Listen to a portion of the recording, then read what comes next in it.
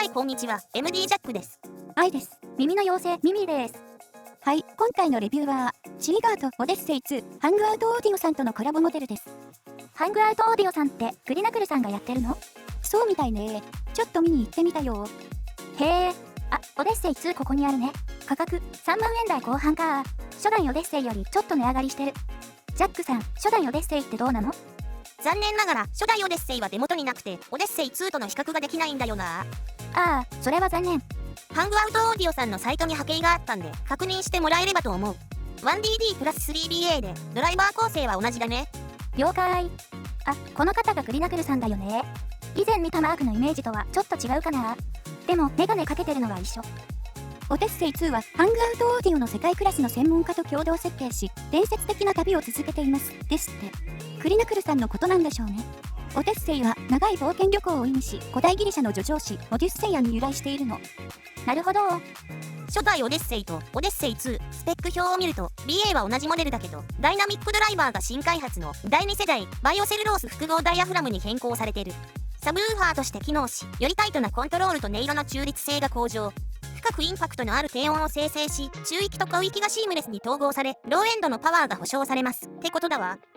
ミッドレンジはノウルズ RAF32873BA が担当。クリーンで詳細なミッドレンジの再生を実現します。楽器とボーカルは自然で、スペクタル全体のバランスを維持しながら微妙なニュアンスを再現します。広域はノウルズ RAD33518BA ツイーターが担当。鮮明なアーティキュレーションとスムーズなディケイにより風通しのいい拡張された高音域はリアルで聞き疲れの少ない質感です。という感じでリンソールさんのページにあった文言を要約したよ。はい、ありがとう。聞いてみると特別低域が目立った感じはしなかったんだけど、すごく馴染みやすく聞きやすかったよ。樹脂製のボディが多いジーガートさんのモデルですが、オデッセイ2は軽量で耐久性のあるアルミニウム合金を使用しています。この辺もグリナクルさんのアイデアなのかね。そうかもね。フェイスプレートは樹脂製で、専門の職人さんが手作業で流し込んでいるため、全てのユニットが違う模様になっています。片側 5.5g と軽め、サイズ感も厚みが思ったよりなく、やや小ぶりにさえ感じます。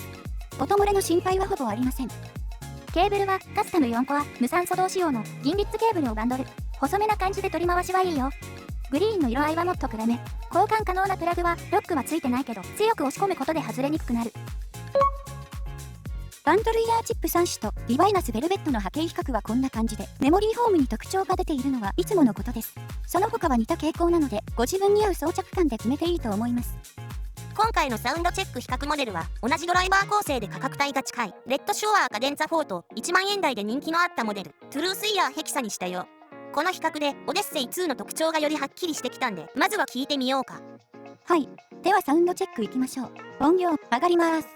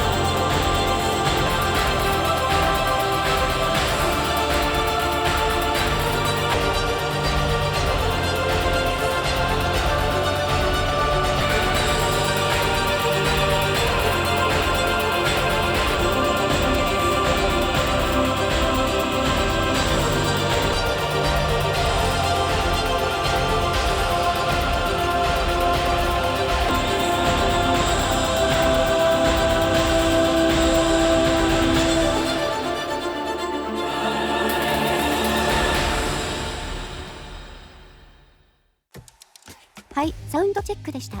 オデッセイ2が音調整の基準なので、カデンツァ4とヘキサの低域がやや軽く感じ、中高域以上ではこの2モデルが明るめに感じました。この比較ではヘキサが中間的な存在だったと思う。味付けが少なく癖のないモデルとして人気だったんじゃないかな。オデッセイ2ほどではないにしても低域はしっかりしているし、全体的に滑らかなカーブ。中高域がちょっとあっさり系で、この比較ではボーカルがやや引っ込む傾向ですかね。そうだね。その代わり8キロあたりのピークはかなりしっかりしてる。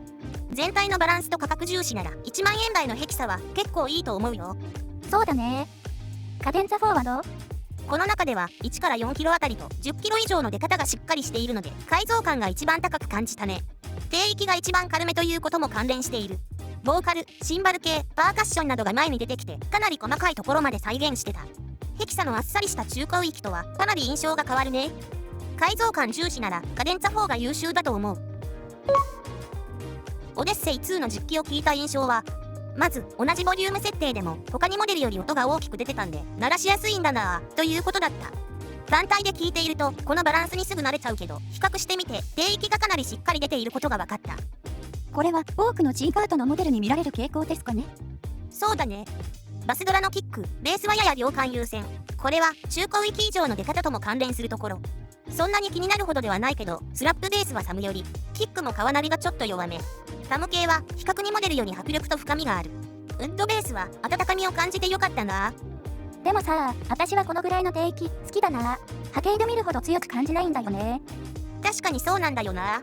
200から 750Hz あたりを絞ってないのが特徴で、これが低域だけ強いという感覚を薄れさせてるのかも。確かにそう思いますね。中域を判断するリファレンス曲ではどうでした？マリンバの低中域の太い感じの再現性が高く、今まで聞いた中でも結構良かった。ボーカルやメロディーは？比較3モデルの中ではカデンツァ4が一番はっきりしていて、オデッセイ2は2番目に前に出てくると感じた。カデンツァ4とは質感がかなり違って太めで厚みがあり、尖った感じも特になく視察音も気にならない。さらにボーカル近めで聴きやすい曲が多かったな。6キロあたりを絞ってないのに視察音が少なめなんですね。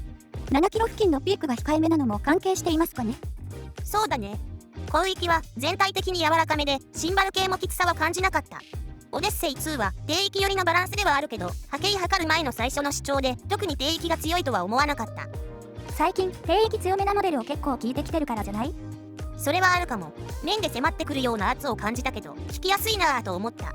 繊細さや改造感を追求する人、低域強いの苦手な人、感触系で抜け重視の人は合わないと思うけど、そうじゃなければ受け入れられやすい傾向のモデルなんじゃないかな。ええ、愛もそう感じました。はい、ということで G ガートとハングアウトオーディオのコラボモデルオデッセイ2のレビューでした。じゃあまた次の動画で会おうね。バイバイ。ご視聴ありがとうございました。